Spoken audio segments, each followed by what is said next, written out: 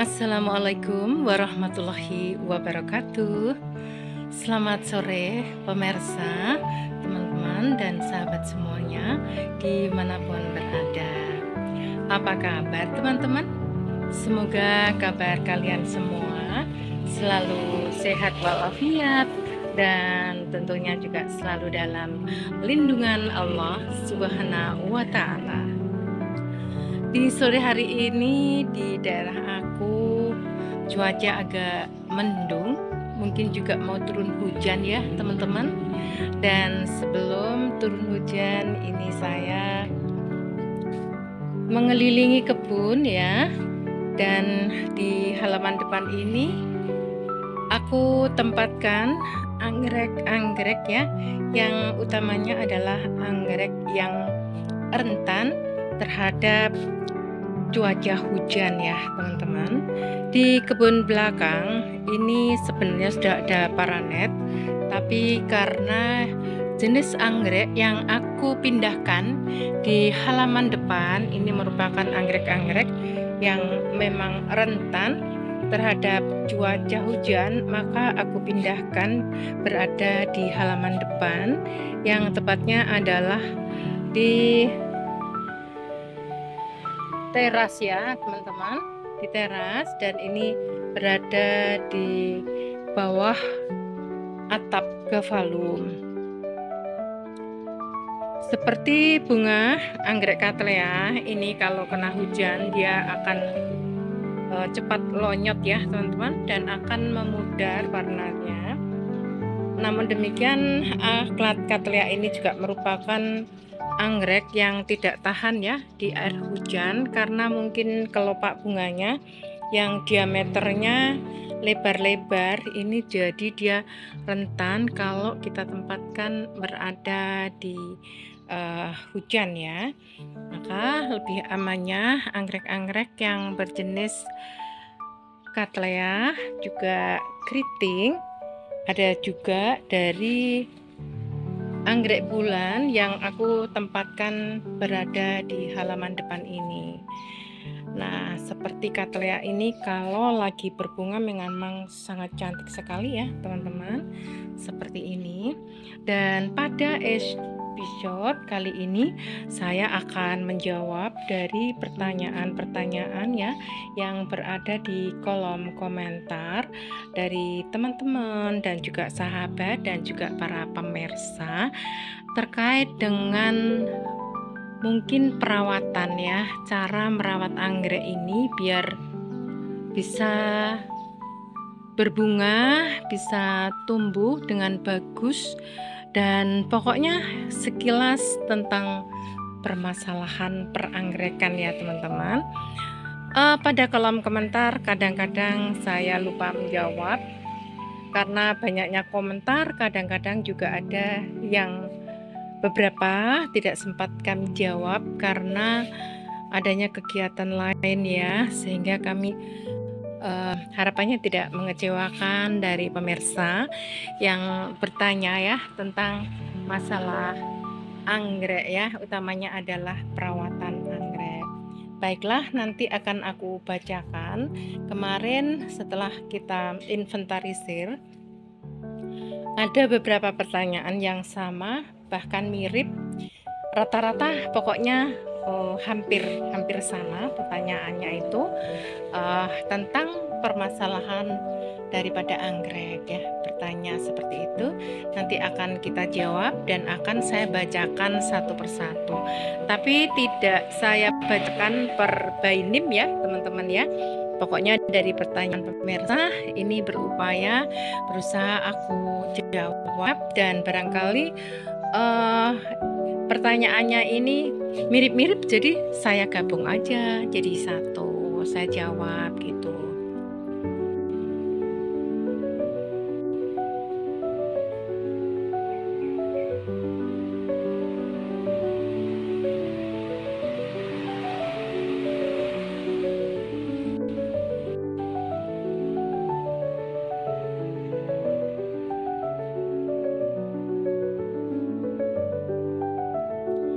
Pada saat ini memang banyak anggrek saya Yang di halaman depan ini berbunga ya teman-teman, dan saya lihat bunganya itu kok juga rimbun-rimbun teman-teman.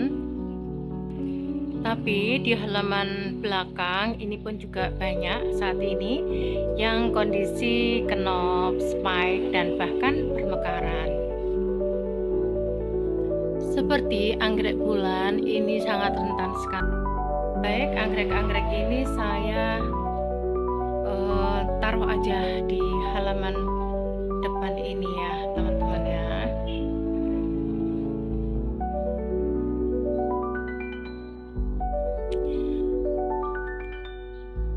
Di halaman depan ini juga banyak terdapat anggrek golden boy ya.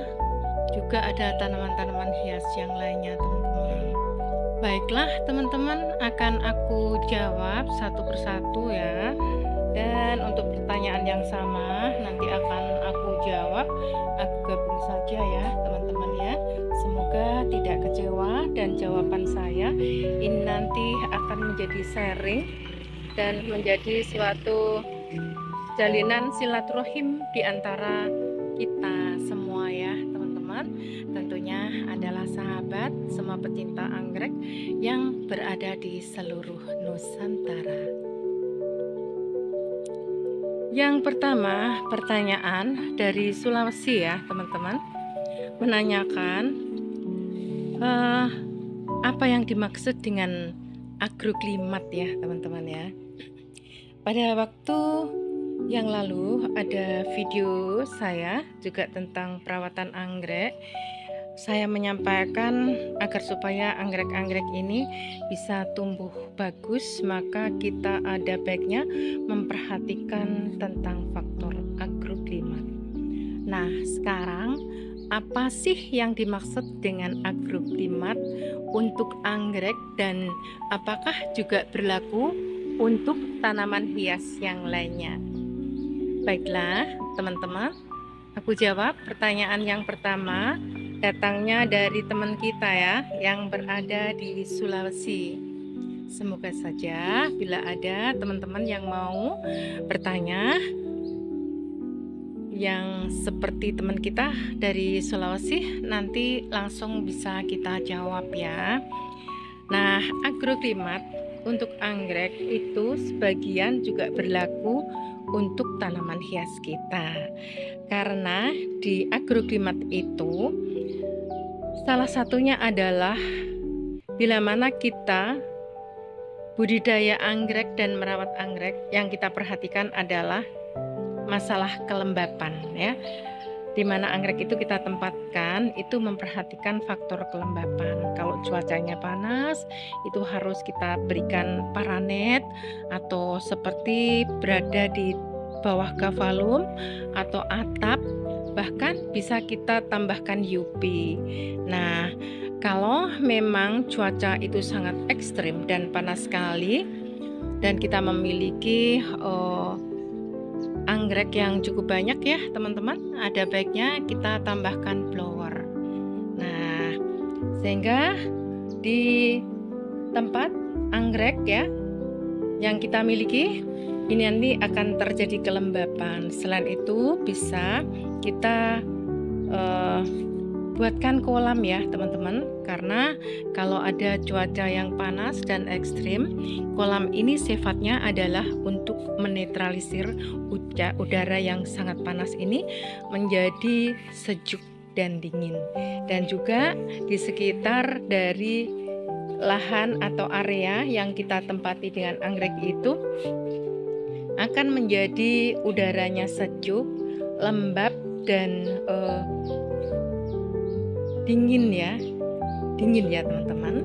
Nah, agroklimat selanjutnya itu adalah faktor memperhatikan sirkulasi udara. Jadi untuk sirkulasi udara ini, tempat untuk perawatan anggrek ini cukup sirkulasi, jadi tidak terlalu tertutup ya teman-teman ya. juga ada penerangan, ada sirkulasi, mungkin ada celah-celah ya. Seperti yang di halaman saya ini papan, tapi saya berikan jarak atau celah ya, papan-papan ini, sehingga memungkinkan udara angin ini masuk dari celah-celah ini ya teman-teman ya. Kalau ada ini ya, media yang terlalu lembab, ini dengan adanya udara dan penerangan yang cukup, maka media ini juga akan sehat ya, akan segera kering dan poros. Nah, selanjutnya itu adalah angin dan udara ya teman-teman. Jadi harus cukup adanya angin, udara ya, tidak bergantian ya, tidak terjadi suatu udara yang pengap ya, pengap, panas, gelap ya. Jadi harus terang, harus udaranya sehat, ada bergantian ya lewat ventilasi. Nah itu. Nah yang tak kalah penting adalah sinar ya, sinar matahari ya teman-teman, karena sinar matahari ini bisa membantu fotosintesis tanaman kita ini untuk memasak sari-sari makanan.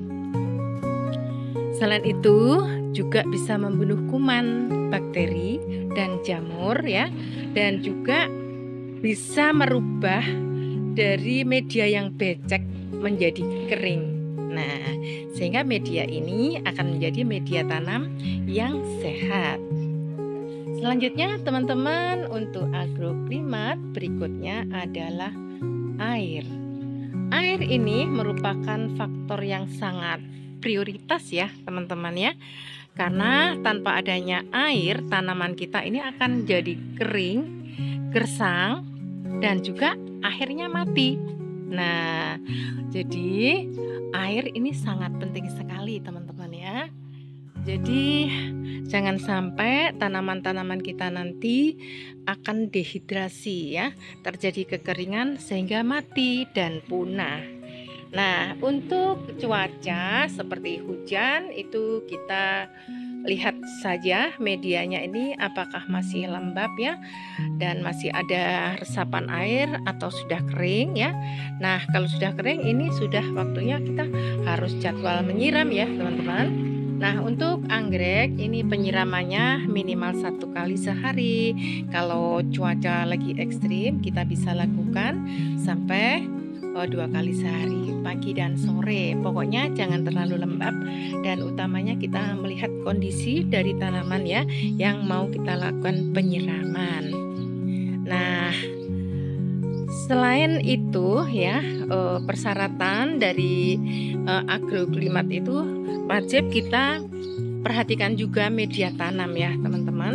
Untuk media tanam itu bisa kita memakai media kayu, pohon, juga dari pakis, dari arang, dari cacan pinus ya. Bahkan untuk anggrek-anggrekku yang dari Cattleya ini saya menggunakan media sekam bakar ya teman-teman, dan aku tambahkan dari pupuk organik. Kita tambahkan sedikit dari arang, jadi anggreknya jadi rimbun seperti ini. Nah, beda lagi aku juga memakai dari kayu ya teman-teman. Dari kayu ini juga ada, aku tempel di kayu ini dendro. Nah, seperti ini teman-teman, dan bunganya juga bagus ya, seperti itu.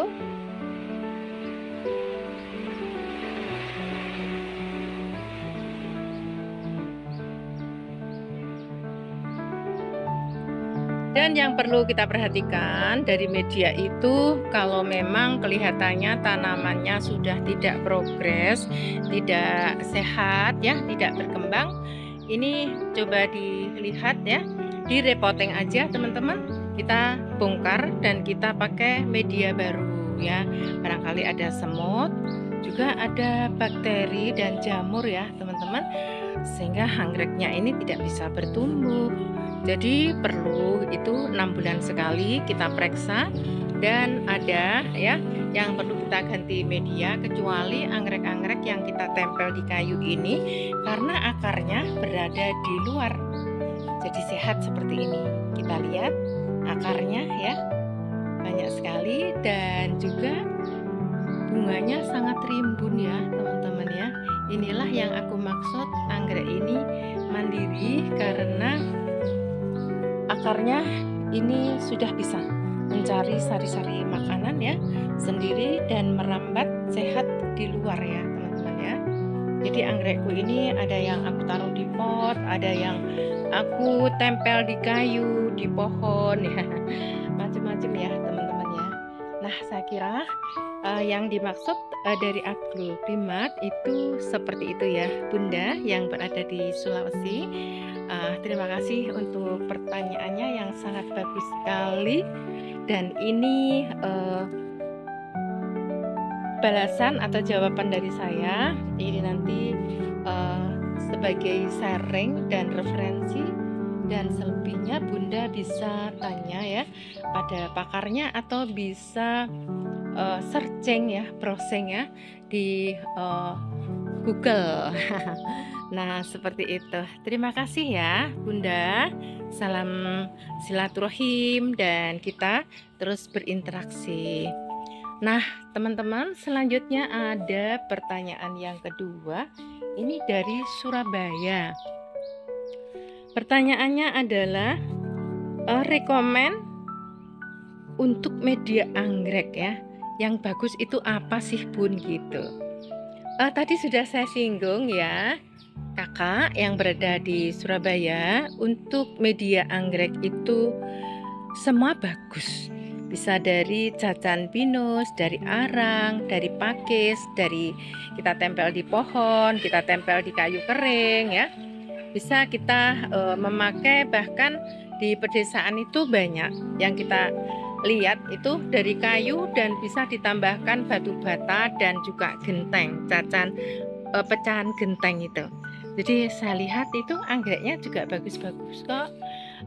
Biasanya di pedesaan itu anggrek yang banyak adalah jenis dari anggrek patimurung, super bean ya, dan juga anggrek jadulan yang lain seperti anggrek tirai, anggrek kuku macan, juga ada anggrek limbata dan anggrek yang lain ya, yang termasuk dari anggrek jadulan itu.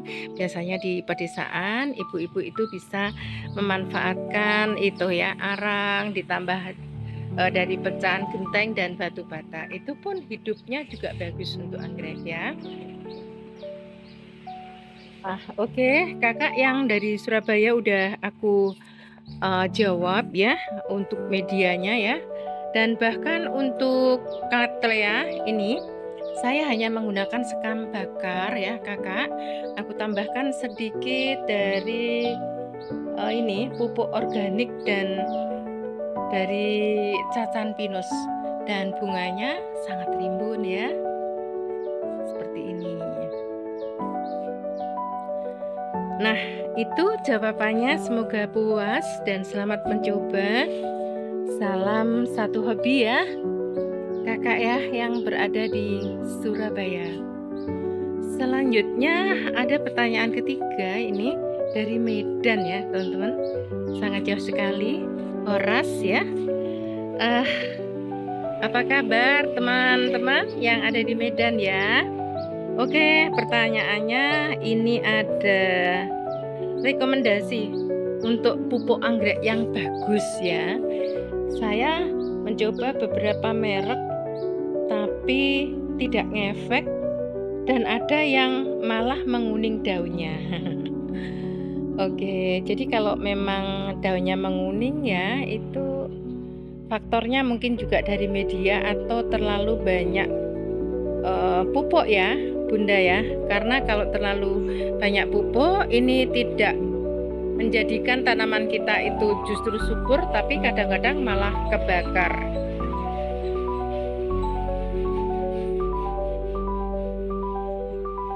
Jadi untuk pupuk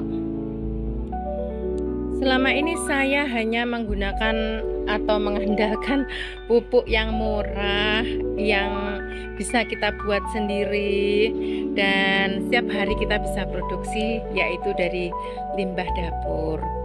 Apa saja? Antara lain ada dari rendaman kulit bawang merah, bawang putih, dan bisa kita tambahkan bubuk kopi ya. Bubuknya itu hanya sekitar 1 sendok aja teman-teman ya, dan kita bikin kopi setelah tanpa gula. Setelah dingin nanti bisa kita campurkan di ini rendaman air kulit bawang merah dan kulit bawang putih, lalu kita aplikasikan, kita semprotkan di akar, di media, di batang dan daun ya teman-teman, seperti itu. Nah, selain itu saya itu menanam banyak dari tanaman lidah buaya Bunda. Kalau Bunda memiliki ya di rumah lidah buaya, bisa digunakan untuk pupuk anggrek juga. Dan cara membuatnya, dari pelepah lidah buaya itu kita blender ya.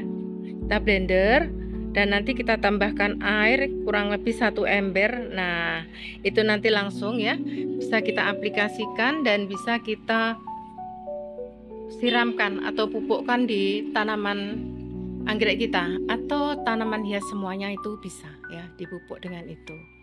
Selain itu dari cucian air beras juga bisa ya, dan masih banyak lagi. Tapi yang setiap hari bisa kita produksi dan menjadi limbah dapur hari-hari itu tadi ya, ada dari cucian air beras ya, dan juga dari tanaman-tanaman ya di sekitar kita yang kita tanam ternyata juga bisa bermanfaat untuk kesuburan anggrek dan tanaman hias kita ya Bunda. Nah oke Bunda yang berada di Sulawesi, udah saya balas ya, semoga menjadi sharing umpan balik dan jadi interaksi yang positif ya Bunda. Terima kasih dan sudah selalu dukung channel aku hingga channel aku bisa sampai konsisten sampai saat ini ya, sampai saat ini ya masih terus konsisten ya. Tanpa adanya Bunda, teman-teman dan sahabat serta pemirsa semuanya, kita tidak sampai di sini ya. Kita sudah stagnan dan tidak bisa berkelanjutan. Nah, itu ya jawaban yang bisa saya sampaikan. Semoga puas dan nanti bisa kita akan lakukan sharing lagi ya Bunda ya. Oke.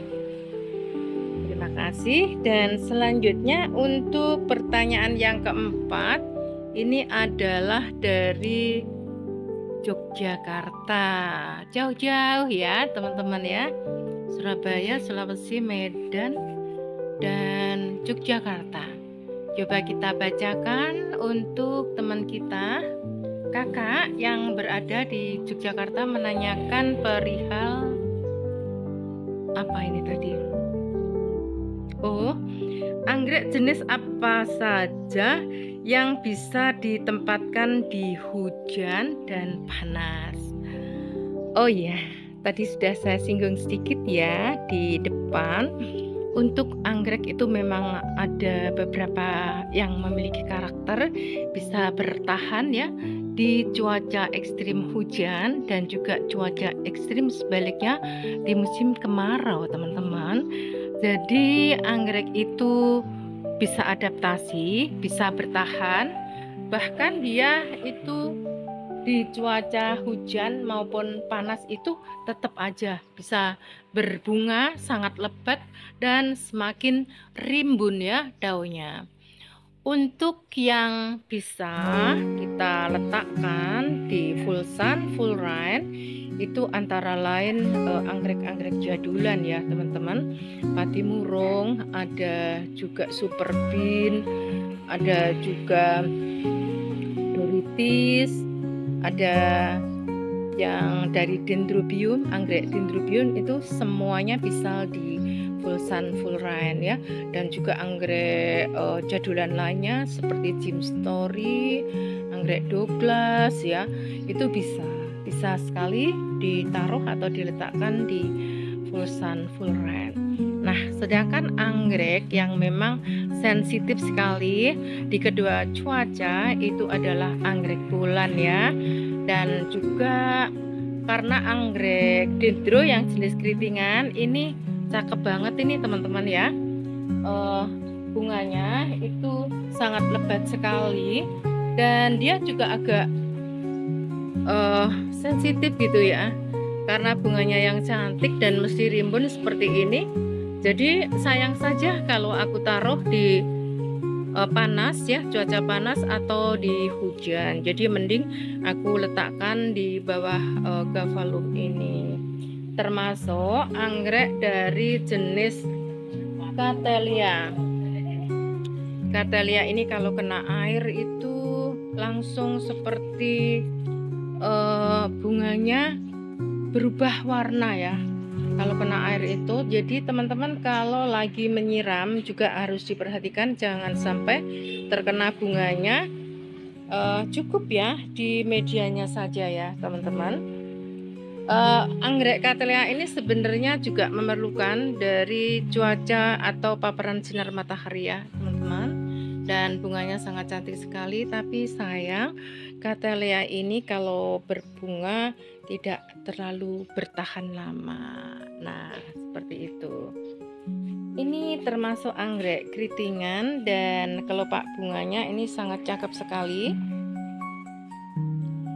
Ini juga saya taruh ya di depan, di halaman depan ini karena memang cantik sekali ini teman-teman, dan aku sayang banget kalau aku taruh di paparan sinar matahari. Sering daunnya ini menjadi gosong, menguning ya teman-teman ya. Nah, termasuk anggrek bulan ini jangan sampai terkena sinar matahari yang terlalu panas dan juga jangan sampai terkena air hujan ya teman-teman. Nah, itu kalau kena hujan langsung lonyot ya. Nah, anggrek itulah ya teman-teman ya, sebagian yang bisa ditaruh di Vulsan Fullerene. Selebihnya anggrek-anggrek itu termasuk anggrek bulan dan juga anggrek keritingan, karena juga harganya lumayan mahal. Kalau berbunga mending kita taruh di tempat yang aman ya teman-teman ya. Nah, untuk kakak ya yang berada di Yogyakarta, pertanyaannya udah aku jawab ya. Semoga terus semangat ya, semangat untuk berkebun ya, karena berkebun itu sesungguhnya adalah sangat menyehatkan dan bisa menjadikan relaksasi baik kesehatan dari jiwa maupun raga kita ya. Tentunya bisa meningkatkan imun, bisa menjadi rileks ya saraf kita ya, dan tentunya sangat menyehatkan lah ya pokoknya ya, membuat mata kita ini jadi sejuk ya, apalagi hati kita pastinya juga ikutan sejuk ya teman-teman ya. Yang terakhir atau yang kelima ini adalah dari kakak yang berada di Kaltim lah. Kaltim hadir, terima kasih ya sudah hadir, dan nampaknya Bunda ini selalu memberikan dukungan serta support, komen-komen gitu ya, dan menjadikan jembatan silaturahim ya antara Jawa dan Kaltim. Saya harapkan teman-teman juga yang lainnya ini kita bisa bersilaturahmi ya, bisa sambung silaturahmi dan menjadikan suatu jalinan keluarga yang semakin erat. Dari Kaltim ini menanyakan ya, rekomendasi untuk pot untuk anggrek itu pot plastik yang berbahan plastik ataukah dari teraso tanah liat ya, atau bagaimana kakak? Seperti itu pertanyaannya. Untuk pot itu kan hanya sebagai tepat ya kakak ya. Jadi yang lebih kita perhatikan atau kita prioritaskan itu adalah media tanamnya. Kalau untuk tempatnya atau media potnya itu suka-suka aja ya, yang ada di sekitar dari rumah kakak atau bunda ya, yang terjangkau, yang mudah kita dapatkan gitu saja. Nah, karena di tempat saya itu memang banyak plastik, juga banyak teraso, juga banyak, dan juga dari tanah liat ini juga banyak. Namun demikian untuk tanah liat itu memang ada ini ya. Kalau untuk media pot itu lebih menyerap air. Jadi pas pada waktu kemarau panjang ini sangat membantu sekali ya, karena juga menyerap air, mengandung air, jadi terasa lebih sejuk gitu ya di akar ya teman-teman ya. Nah, kalau yang plastik ini pun juga tidak apa-apa, karena plastik itu desainnya lebih cantik-cantik ya teman-teman ya, dan juga mudah untuk dipindahkan gitu ya, tidak berat dan rawan pecah ya, tidak gampang pecah maksudnya ya, tidak rawan pecah. Jadi untuk media potnya itu tidak masalah, boleh dari kayu, dari pakis, dari plastik, teraso, dan bahkan dari tanah liat.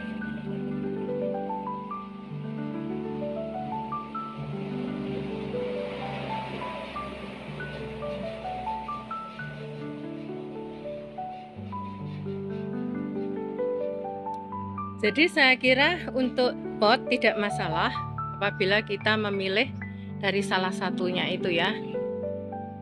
Silahkan saja ya kakak, bunda yang dari Kaltim ya. Saya menggunakan pot untuk anggrek anggrek ini ya, Cattleya ini juga dari pot plastik kakak ya, seperti ini. Dan seadanya, karena mungkin pas saya menanam anggrek ini adanya pot yang kosong dari teraso, kita pakai teraso. Pas kita ada dari tanah liat, kita pakai tanah liat. Ada kayu, batangan kayu bisa kita tempel di kayu, atau bahkan kalau tidak punya sama sekali ada pohon, kita tempel aja di pohon, seperti itu. Nah, dari ke-6 pertanyaan dulu yang aku jawab, nanti berikutnya insya Allah akan saya jawab lagi. Namun untuk pertanyaan yang hampir sama ya,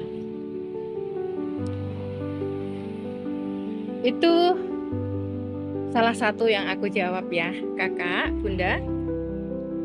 Nah, saya kira karena kebersamaan kita juga sudah cukup lama, akhirnya saya mohon pamit.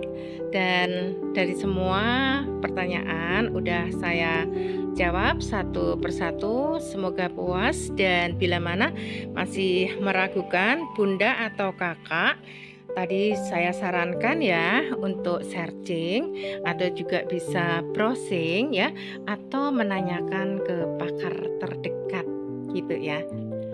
Oke, saya kira untuk kebersamaan hari ini sampai di sini dulu. Terima kasih atas semua dukungan dan support dari kakak, dari teman-teman semua, dari bunda, para pemirsa, dan juga sahabat semuanya.